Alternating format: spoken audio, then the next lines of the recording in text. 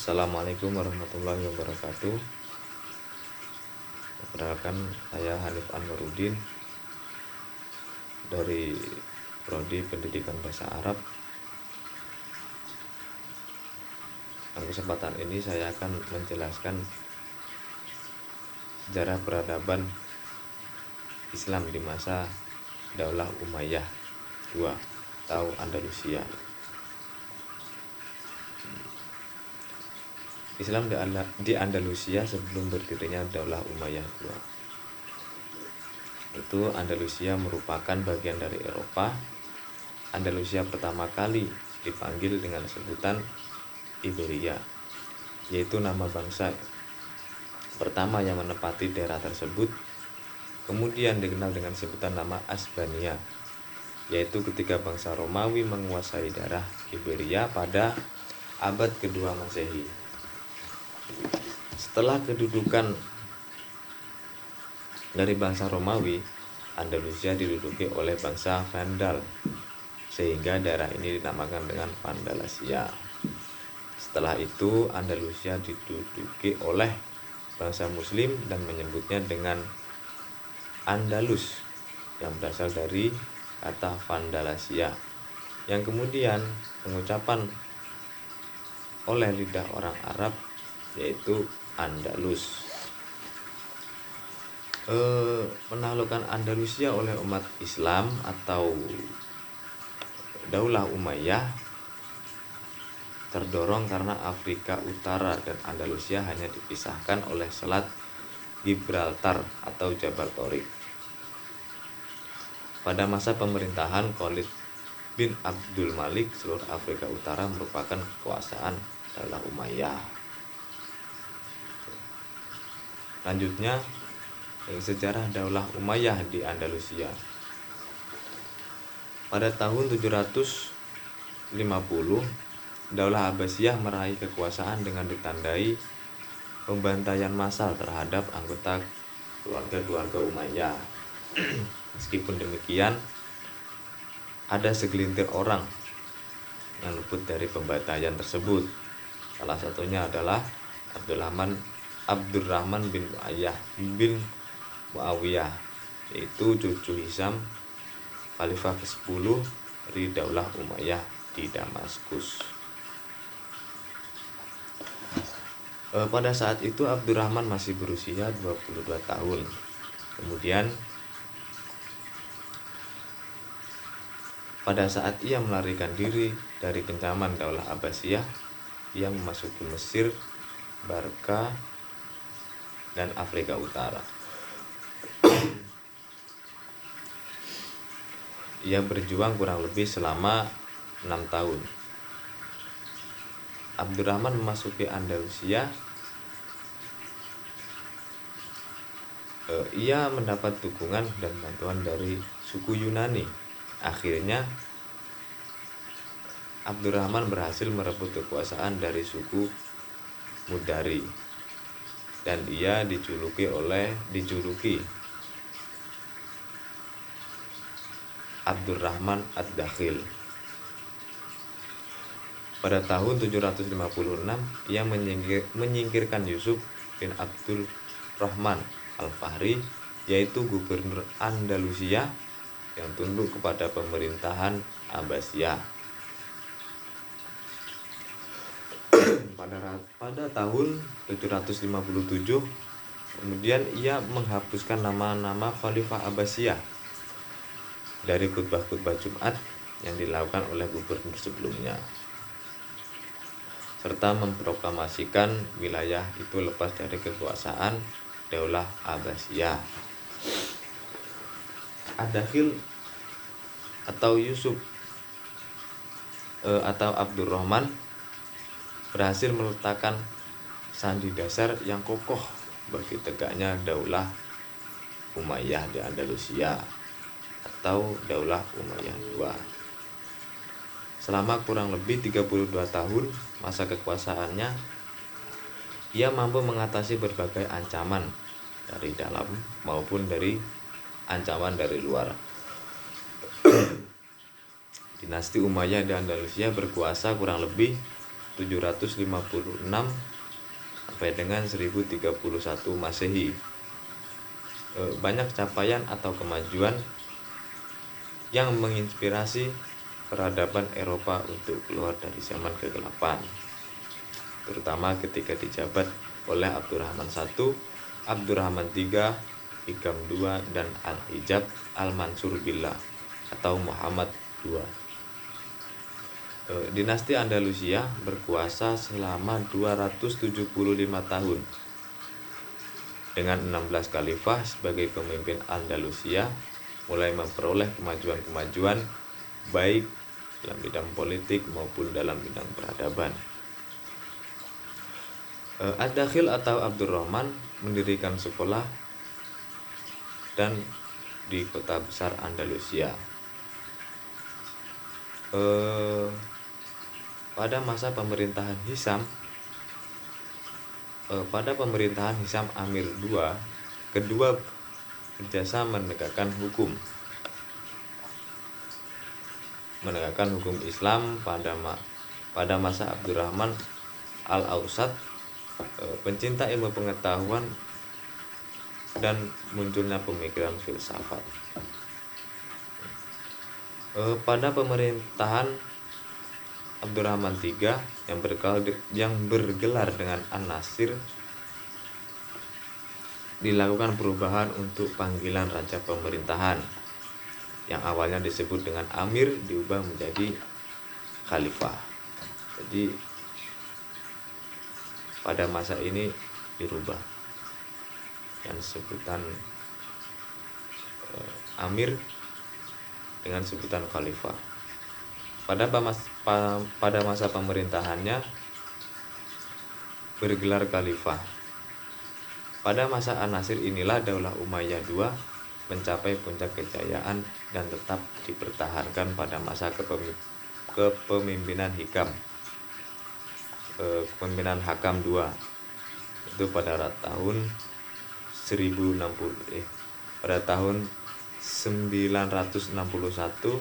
sampai dengan 972 Masehi. Pada masa pemerintahan Abdurrahman III ini, ia meredam pemberontakan Umar bin Hafsun pada tahun 917 Masehi. Ia menguasai Tolok sebagai pusat kekuatan kubu Ibnu Hafsun, Hakam II.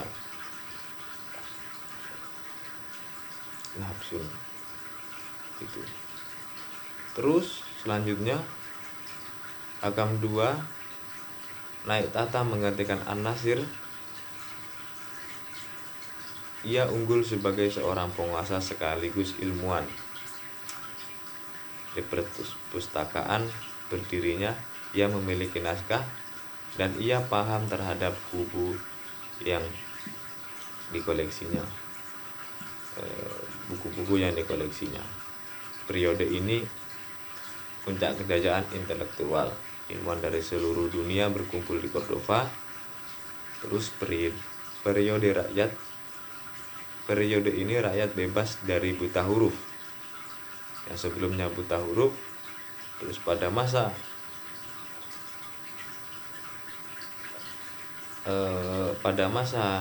ini tidak ada yang buta huruf lagi. Ini pada masa Hakam II telah ada Dewan Guru Besar yang bertempat di Universitas Cordova. Setelah Hakam II wafat, putranya menggantikan kepemimpinannya yang berusia 10 tahun. Ia dinobatkan sebagai Khalifah. Oleh karena itu, kekuasaan aktual berada di tangan para pejabat. Pada tahun 981 Masehi, Khalifah menunjuk Ibnu Abi Amir sebagai pemegang kekuasaan yang mutlak. Ia seorang yang ambisius yang berhasil mencapai kekuasaannya dan melebarkan wilayah kekuasaan Islam dan menyingkirkan rekan-rekan dan saingan-saingannya. Atas keberhasilannya ia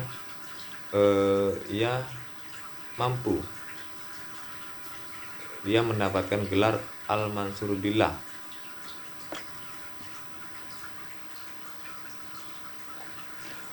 Dan Khalifah Ibnu Abi Amir ini wafat pada tahun 1002 Masehi dan digantikan oleh putranya Al-Muzaffar.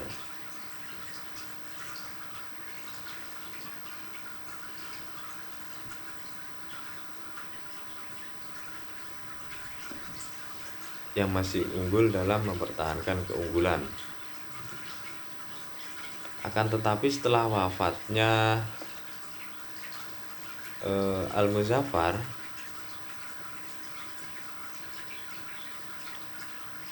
pada tahun 1909 ia digantikan oleh adiknya, yaitu Abdurrahman bin Muhammad.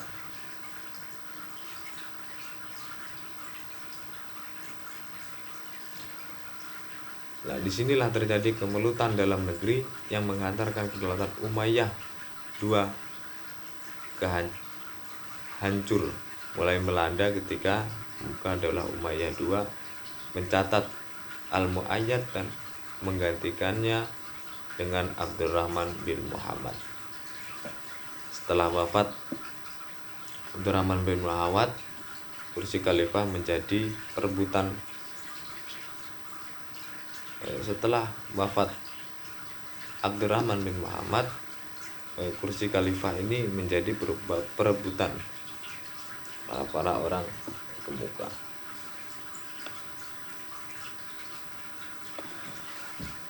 Pada saat itu pergantian khalifah sebanyak 14 kali selama 22 tahun namanya. Umumnya melalui kudeta dan 5 orang adalah Umayyah di Andalusia dan hasil budayanya.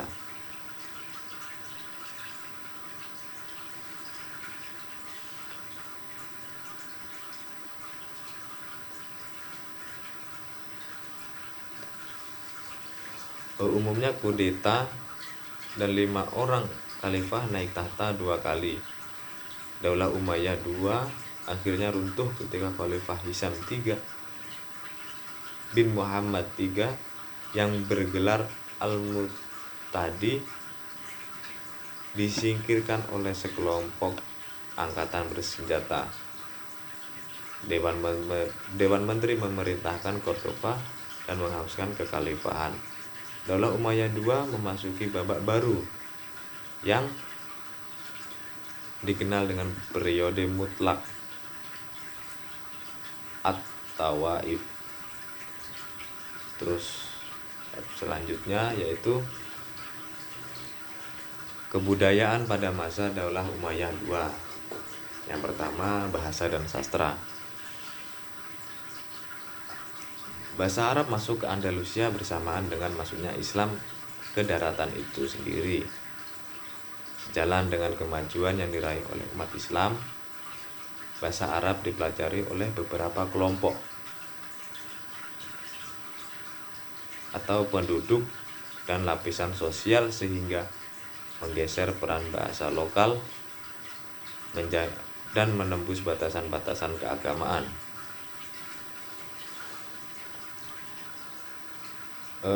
Ali Al-Qoli merupakan tokoh yang mengembangkan bahasa Arab di Andalusia. Jadi yang membawa bahasa Arab ke Andalusia yaitu atau mengembangkan yaitu Ali Al-Qoli.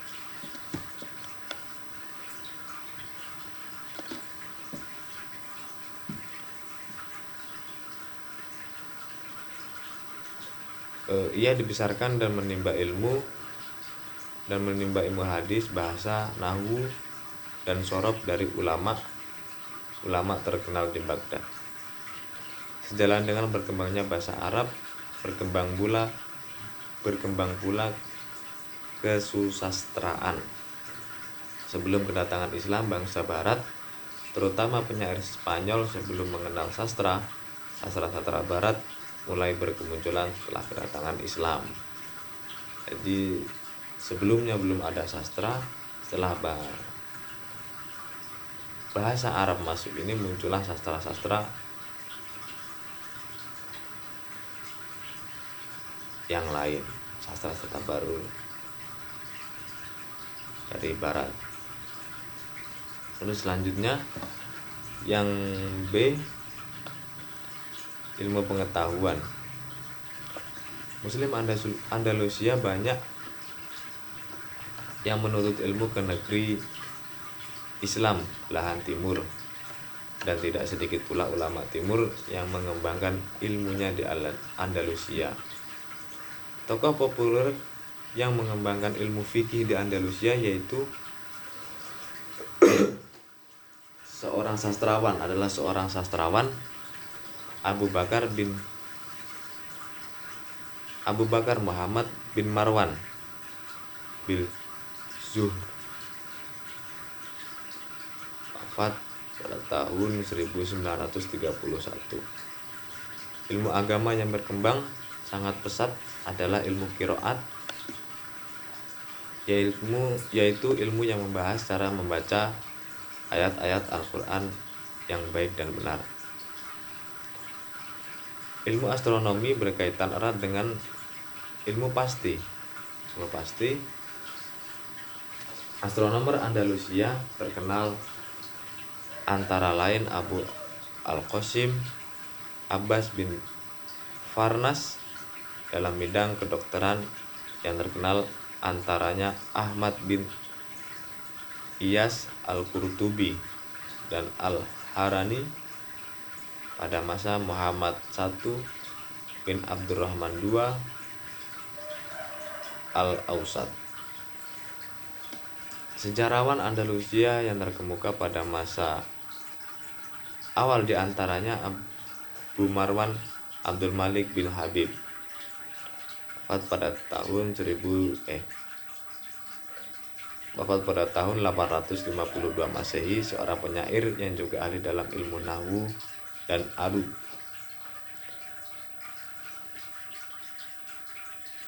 Seorang penulis biografi kelahiran Cordova bernama Abu Al-Walid Abdullah bin Muhammad bin Al-Faradli. Presentasi umat Islam dalam menunjukkan ilmu pengetahuan tidak diperoleh secara kebetulan, melainkan hal ini dengan kerja keras melalui beberapa tahapan dan pengembangan ilmu pengetahuan pada masa itu tidak lepas dari kerjasama dan harmonis antara penguasa, hartawan, dan ulama-ulama. Umat Islam di negara Islam waktu itu berkeyakinan bahwa memajukan ilmu pengetahuan dan kebudayaan umumnya merupakan salah satu kewajiban pemerintahan. Tulisan C, arsitektur. Bidang arsitektur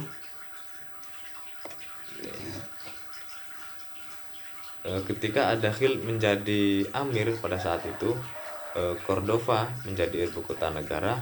Ia membangun kota dan memperindah serta membangun benteng-benteng di sekeliling kota dan istana. Ad-Dakhil mendirikan Masjid Agung Cordoba yang masih berdiri hingga saat ini.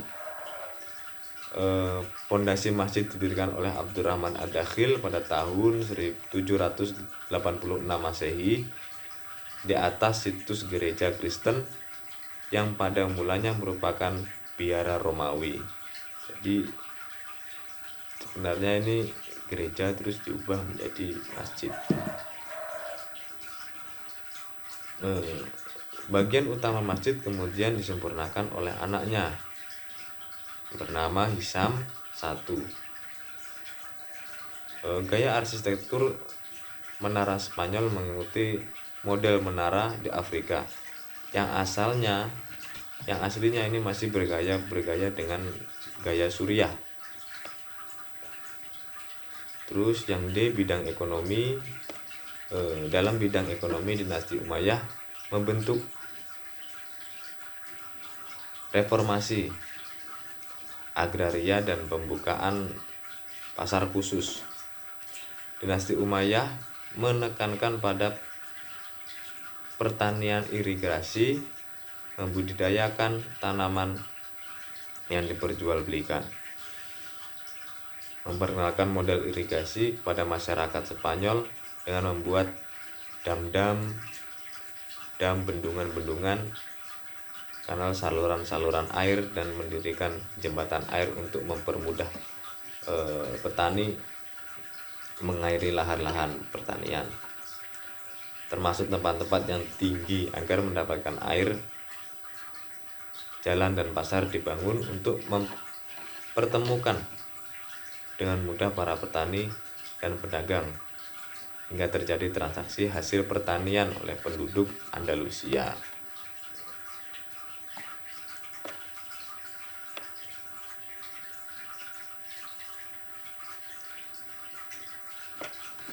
Mungkin sekian penjelasan sejarah peradaban Islam pada masa Daulah Umayyah II atau Andalus.